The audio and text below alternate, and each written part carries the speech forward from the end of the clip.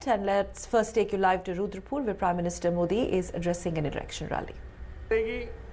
पिछले महीने खबर आई थी कि पाकिस्तान ने ऐसे मिसाइल बनाई जो हमारे अंडमान निकोबार तक आकर के तबाह कर सकती है, उधर इजराइल तक को तबाह कर सकती है। ऐसी खबरें आई थी। भाइयों बहनों, भारत के पास भी मिसाइलों में कोई कमी नहीं है। लेकिन आज भारत ने एक बहुत बड़ा पराक्रम किया। आज भारत के वैज्ञानिकों ने एक सफल प्रयोग किया कि किसी भी दुश्मन देश की मिसाइल उसके यहां से निकले और हमारे यहां पहुंचने से पहले ही 150 किलोमीटर ऊपर हवा में उसी को मार सकता है, ऐसी मिसाइल पैदा करती। भाइयों बहनों, 150 मील ऊपर अवकाश में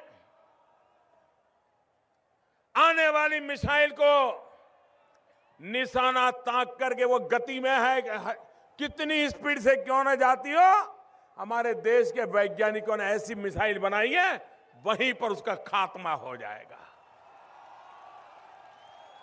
दुनिया में अब तक ये काम बड़े बड़े 4 या 5 देश ही कर पाए हैं। ये हिंदुस्तान के वैज्ञानिकों ने आज अपना नाम दर्ज कर दिया है। मैं देश के वैज्ञानिकों को बधाई देता हूं। देश के 125 करोड़ देशवासियों को सुरक्षा के लिए इतनी बड़ी अहम सफलता के लिए हृदय से बहुत बहुत शुभकामनाएं देता। भाइयों बहनों, हम पता नहीं हमारे कांग्रेस के लोग, हमारे विरोधी दल के लोग पता नहीं कौन सा बयान देंगे। वो कहेंगे मोदी सबूत लाओ, 150 माइल ऊपर गए कब थे, मिसाइल पर वार कब किया था, जरा बताओ। क्योंकि सर्जिकल स्ट्राइक का भी सबूत मांग रहे थे। देश के फौज के लोग सीमा पार दुश्मन के मुल्क में, इलाके में जाकर के उसके दांत खट्टे कर करके वापिस लौट आए। अभी तक दुश्मनों को होश नहीं आ रहा है कि ये कैसे हुआ। पूरी दुनिया चर्चा कर रही है कि भारत की फौज में ये ताकत है, लेकिन भाइयों बहनों, हमारे देश की राजनीति इतनी नीचे गिर गई कि देश के कुछ राजनीतिक दल, कुछ राजनेता ये पूछने लगे कि जरा सर्जिकल स्ट्राइक का सबूत दो, सबूत। मुझे बताइए, ये देश के जवानों का अपमान है कि नहीं है? देश की सेना का अपमान है कि नहीं है? देश के सामर्थ्य का अपमान है कि नहीं है? देश के विश्वास का अपमान है कि नहीं है? देश की संकल्प शक्ति का अपमान है कि नहीं है? भाइयों बहनों, क्या ऐसे लोगों को ये देवभूमि में अभी भी मौका दिया जाएगा क्या? दिया जाएगा क्या? उनके पापों का हिसाब लेने का वक्त आ चुका है भाइयों। और इसलिए मैं आपसे आग्रह करने आया हूं कि इस बार उत्तराखंड में ऐसा परिणाम दीजिए जो उत्तराखंड के भविष्य को निर्धारित कर दे। भाइयों बहनों, अटल बिहारी वाजपेयी जब देश के प्रधानमंत्री थे तो अटल बिहारी वाजपेयी जी ने हिंदुस्तान को 3 राज्य दिए, झारखंड, छत्तीसगढ़, उत्तराखंड। और आज जो रुद्रपुर बना है, ये जो आज पूरा औद्योगिक इलाका तैयार हुआ है, उसका अगर श्रेय किसी एक व्यक्ति को जाता है तो अटल बिहारी वाजपेयी सरकार की नीतियों को जाता है। उन्होंने जो टैक्सेशन में नीतियां बनाई, उसका परिणाम है कि यहां औद्योगिक नगरी बनना शुरू हो गया और देश भर के लोग रोजी रोटी कमाने के लिए यहां आने लगे।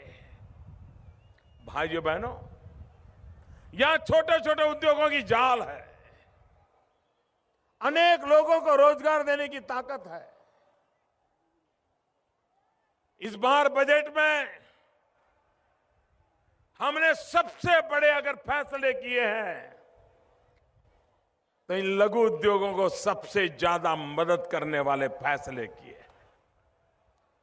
सरकार ने जो ये मध्यम और लघु उद्योगों को 30% टैक्स देना पड़ता था, ये हमारी दिल्ली में बैठी हुई सरकार ने अब तक कोई उनकी सुनता नहीं था।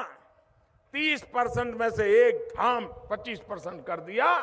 5% रियायत जो उद्योग जगत में बैठे उनको पता होता है इसका कितना बड़ा फायदा होता है। हम मुद्रा योजना लाए, बिना कोई गारंटी कोई भी व्यक्ति बैंक से लोन ले सकता है। इस देश के 2 करोड़ से ज्यादा लोगों को लाखों करोड़ों रुपयों का लोन दे दिया गया और उसके कारण व्यापार उद्योग के अंदर गति आए, नौजवान उनको रोजगार मिले। इसलिए स्किल डेवलपमेंट का अभियान, जिस क्षेत्र में जिस प्रकार के उद्योग लगे हो वैसा ही स्किल डेवलपमेंट हो, ताकि उसको अपना गांव छोड़ करके जाना ना पड़े।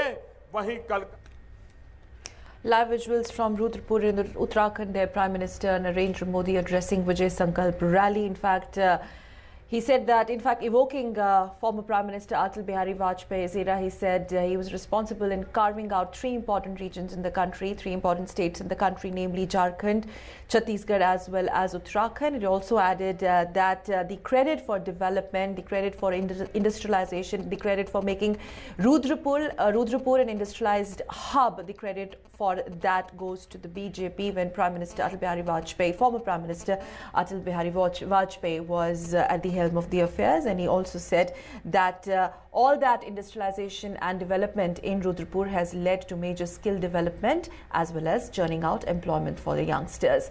Well,